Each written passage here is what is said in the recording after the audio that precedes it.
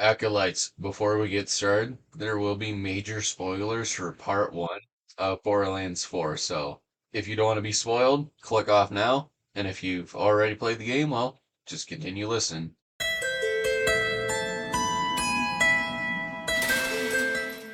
Borderlands 4 is the most interesting and divisive game in the series, with the introductions of an open world aspect where every single level in previous games would be interconnected, to changes to the core mechanics like ordnance. Instead of holding grenades and a rocket launcher, you either choose one or the other, and so on. And the most important part of it is the villains that feel threatening. So there is a reason why I call a verdict onto this game. Also, this will be part 1 of 2 for the review of Borderlands 4. Keep that in mind.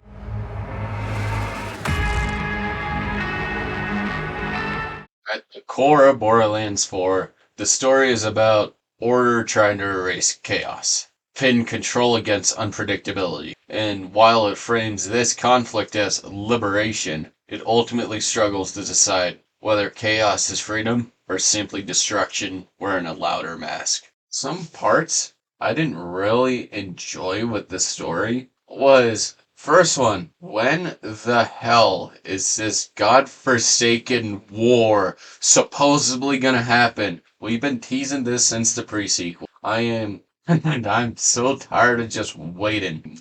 I'm like, okay, is Borderlands 4 gonna be the game? Nope. Is Borderlands 5 gonna be this war? Nope. It's kind of like, at this rate, I don't know if this is gonna be a long running gag or what the hell it is, but I am tired of it. And the next one for me is the Timekeeper. This is gonna sound really weird because he's also one of my favorite aspects of this game. But I wish the Timekeeper was a little bit more involved in this story. I think that's kind of my main thing, because you go fight the three commanders, Lictor, the Ripper Queen, and Soul, and he doesn't really show up in all 3 sections. Yeah, he shows up at the beginning, I think a little bit in the middle, and I'm kind of iffy on that part. It's been a minute since I've played the story. And then he talks at the end, and that's kind of it. Because if you ask me, I wish they took the time that they did with RJ, where he became a villain because you didn't do anything to save him. That was another thing I hated, was RJ. He took the spotlight away from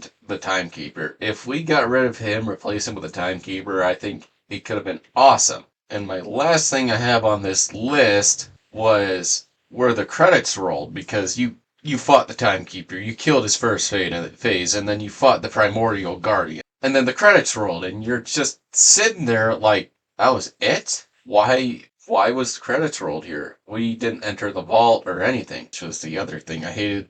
Entering the vault, and RJ ambushed you, and he was just a little fight. It didn't feel like he amounted to anything. RJ was a waste of time in this game. Dare I say, I think he was kind of my most hated aspect of the story part of the game. But let's get out of this trench and let's go to my favorite parts of the game. Easily the biggest upgrade from Borderlands 4 is the Vault Hunters show up in the cutscenes. So many times in Borderlands 3 where the Calypsos took Lilith's powers and the Vault Hunters were nowhere to be seen. It felt really nice seeing Vex, the one I played in this game, show up in the cutscenes, actually have a matter in the conversation. Because one of my biggest ones was where you're going up on the skywell, the gravity well, can't remember what they called it in the game, with Zane and Amara, and RJ ambushed everyone. That felt really cool seeing all 3 of them work together to get rid of RJ. Awesome. It was super cool. Which leads to the next thing I'm going to say. I really enjoyed the characters in this game. Rush was awesome. I don't care what anyone says. He may be my favorite character in this game. And then you have, the 2 returning characters from Borderlands 3. Zane, we all love Zane in this house, and Amara. And then some other notable mentions were Lilith. I know, I was like, great, Lilith is back in the game. And then you got Moxie. Super cool to see her. And that's it. That's all the characters, all the returning characters we got. Oh, and Claptrap. Yeah, I forgot about Claptrap. Yeah, I shouldn't have forgotten about him, but I did. Following up after the characters, I really enjoyed each of the commanders. Vialictor, him trying to become a phase god, using, the powers of that dimension, fusing himself with it. It was, actually, I thought it was really cool. I did enjoy about finding RJ. That was the biggest part that killed me. Because Lictor was in the snow section, and if you went to the desert instead, the Ripper Queen was there. Callus, I believe, is what her name was. The Ripper Queen was so cool to me because she was the one who defied the Timekeeper, put all the Ripper implants into the, Rippers. And I think she had a really cool design, especially when you went to Elpis, had to fight her again because she couldn't be killed, was all moon crazed and everything.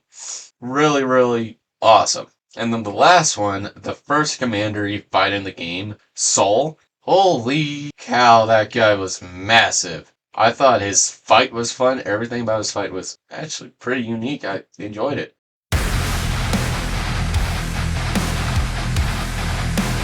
My early impressions with Borderlands 4 is mixed. I don't know how else to describe it. Because you have all the changes to the game, where, as I mentioned at the start, the ordnance, instead of being able to hold grenades as a separate thing and rocket launchers in your slots with your, ARs, SMGs, and so on, it's either you choose the grenades or the rockets.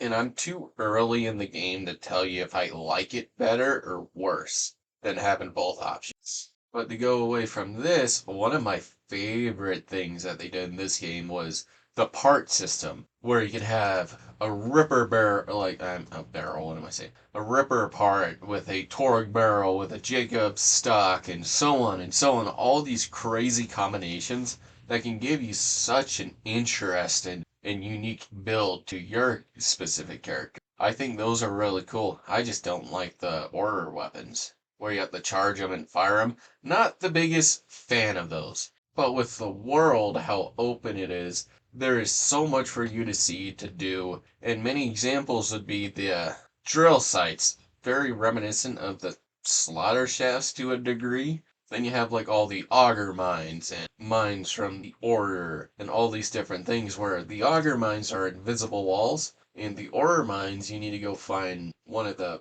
toxic bombs to open it up.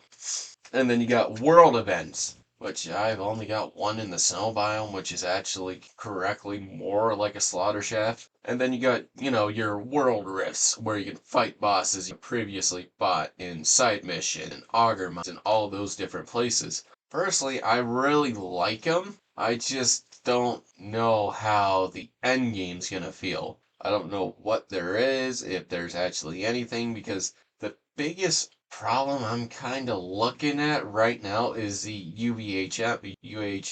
whatever. The wild card levels, whatever they're called, where you go talk to Lilith and you do like those missions. I am a little mixed on those currently. I think the gameplay is solid. I like fighting the enemies. A lot of weapons feel punchy. Some of them don't. I think it's mainly the order weapons I don't like. And I do enjoy fighting the enemies. If it wasn't for the enemies, I don't think I'd enjoy this game as much. The order enemies are really fun. I like the Rippers. The only thing I cannot stand, and I don't know why we decided to bring it back, was the modifiers from Borderlands 3, where you got Chainmaster and Invincibility and all these stupid, unfun ones. I'm happy there's nothing like Post-Mortem where you have a death skull flying at you. But honestly, the game would be 1,000 times better without these. Even if they didn't have all the stupid and gimmicky ones, I think the game would be vastly improved. But I want to know, what do you think about the gameplay? And if you got into the end game, well, let's save it for next month's verdict.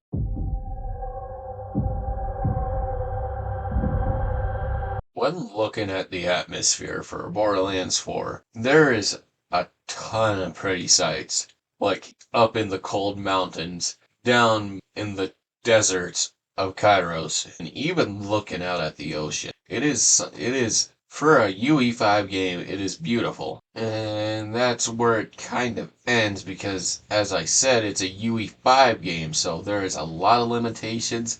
And I see a lot of things like pop-ins and everything, because if you're looking off at the distance, if you're looking at mountains and hills and everything, especially in the grasslands, you can see how the grass slowly pop in. I know it's a little nitpick, but it really takes me out of it. And the other thing too is it could be hit or miss is the cartoony comic like of the game. I like it. I don't mind it. I mean, I've played a lot worse games that have way worse sense of art direction. This is not the worst of it, but some parts of it, it just looks ugly. As mentioned with the hills and the grass, it's a little much. But then you got other areas of the game like Elpis and the even the sky tether. I think that's what that one's actually called, the sky tether. They're all so beautiful. Like, especially when you hit Elpis and you take a moment and you look around, see all the floating chunks of debris, all the lava floating out into space, and the core of Elpis.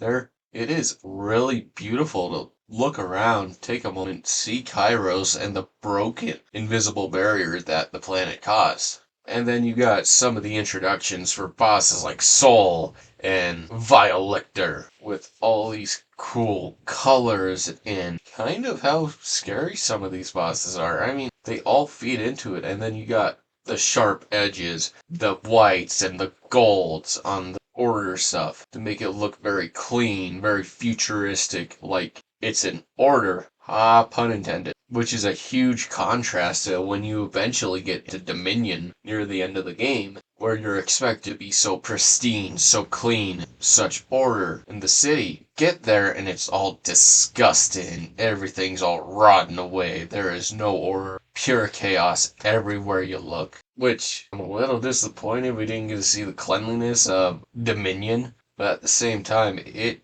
was kind of cool. I won't lie with you. And how can I go without mentioning the phase dimension, where you go in, save Lilith, and you check out what this dimension has to offer, all the different colors, purples and reds, and, well, the purples and pink. It is actually one of the coolest places I've been in a Borderlands game. Honestly, for the story and everything, it was nailed perfect. Very, very cinematic.